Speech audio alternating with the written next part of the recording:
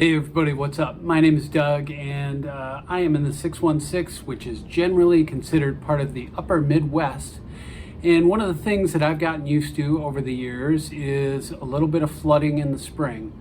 The world of baseball caps is no different because we've just been flooded with all sorts of new cap collections on the eve of the 2024 baseball season. Now, in particular, I am referring to 3 new collections which hit in rapid succession over the past 2 to 3 weeks, and those are the Clubhouse collection, then the Spring Training collection, and now the Batting Practice collection.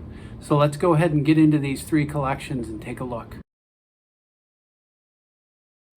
Now, starting chronologically, we got the Clubhouse collection first, and there are some nice new features this year. But one thing that has stayed consistent is the material with recent years, and this is actually a mix of polyester and spandex.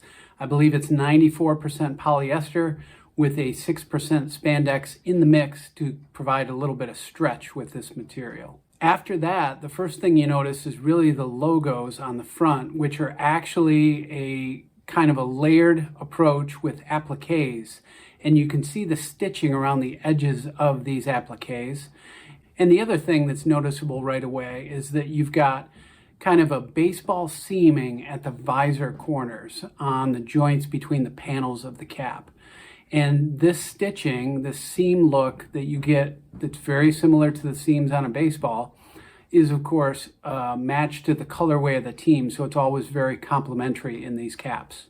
Now, the big bonus in my eyes that also comes along with this collection is you get a colored undervisor that is also part of the team colorway, so it's very complementary, and this is something that I think could have been done with lots of on-field caps for a long time. That is, taking one of the primary colors of the team and putting that as the undervisor color. Now, in my book, the only bad caps in this collection are the ones where you see more of the outline of the applique than the logo itself. So in other words, the shape kind of takes your focus off the logo. In the good caps, I find that the shape kind of accentuates and makes you focus a little bit more on the logo design itself. And I think some of the standouts are actually the Marlins, the Mariners, and the Pirates, all where the shape of the logo and those appliques is very complementary and allows you to focus on what's contained within the logo. Now, I have to say I'm not such a fan of the Dodgers or Cardinals, which are kind of good examples of logos that feel empty. There's just too much open space around the Cardinal, and the logo just kind of visually disappears because you're so distracted by the shape of the applique. All right, so switching gears to the Spring Training collection, which came out next. Astute cap collectors will notice right away that this material, you've seen it before, and that's because this 100% polyester weave and texture was first deployed on the Clubhouse collection from 2022. So many of you have probably picked up on the fact that that kind of micro grid structure that you can see when you get up close to this material is something you'd seen before on that other collection of Clubhouse caps.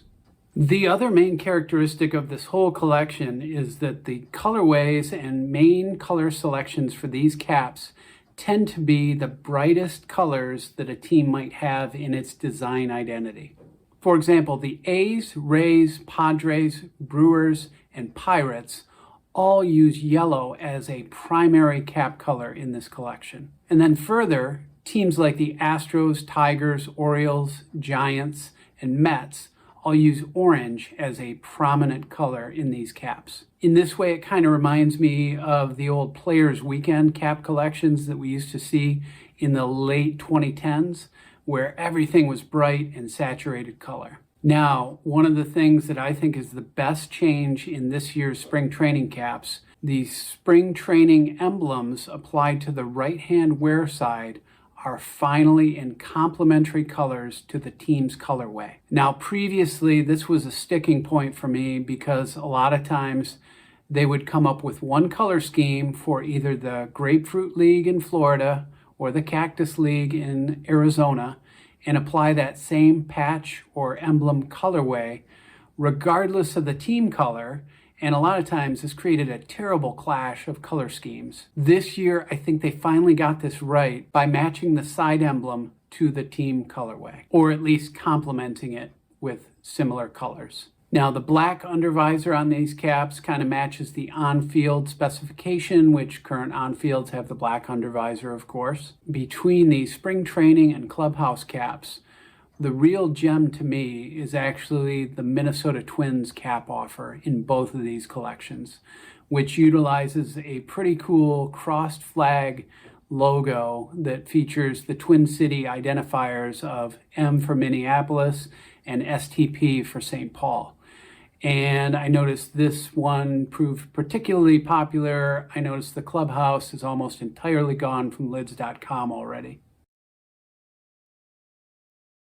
Now, the last of the three collections we got in short succession here was, of course, the batting practice collection, which traditionally follows the spring training caps. However, there's a big departure this year in that the batting practice collection is a standalone collection from the spring training caps. In recent years, these have often been just a replica of what was done with the spring training caps, except that they simply drop the side emblem for either Arizona or Florida training location, and those become the batting practice caps. This year, we've got a completely different collection for batting practice, and they've done some cool things with it to reflect the heritage of the individual teams and logo and uniform histories. The launch site for this collection at neweracap.com is actually really cool and well presented. It's kind of like this gallery of sort of the aspect ratio of baseball cards where you can click on your team and see a page that talks about each of the caps that have been designed and released for that team. And it gives you a good sense of the history and the inspiration for these caps and why they were designed this way for the BP collection. Now, again, a lot of the design cues revolve around throwback or classic images from a team's history.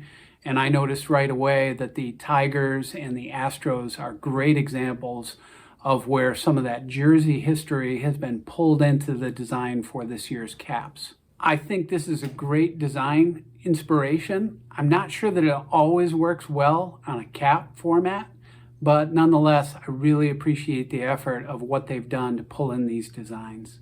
And I would say that the appeal of all the designs kind of varies widely.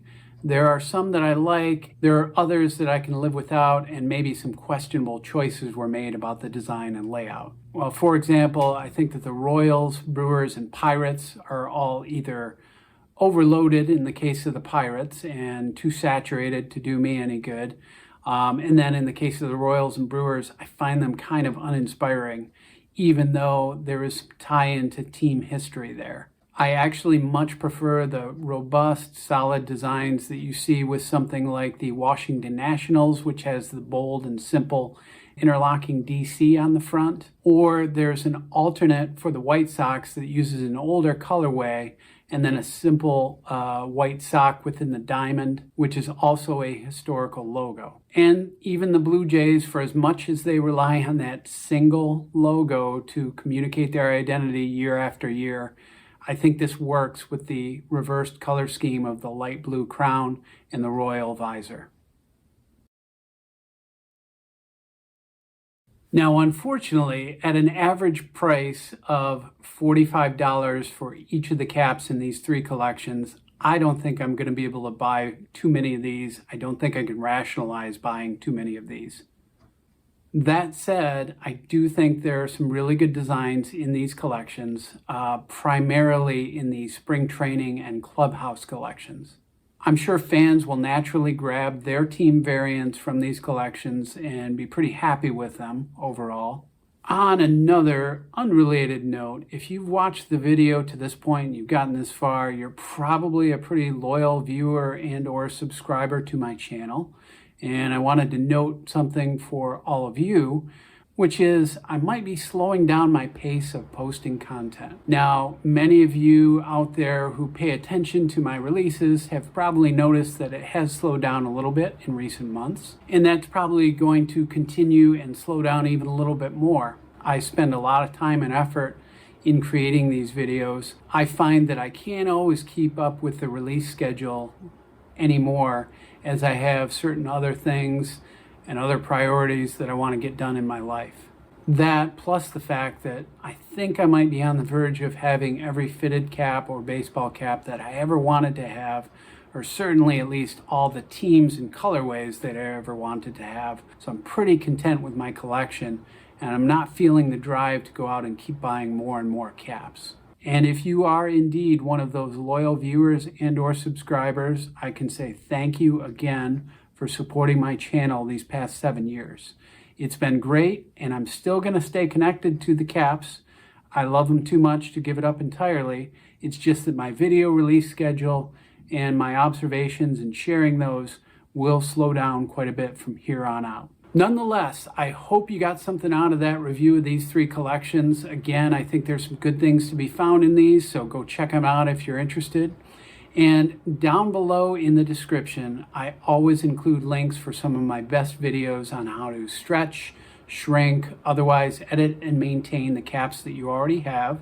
So check those out if you are further interested. And as always, thank you for watching, and we'll see you next time.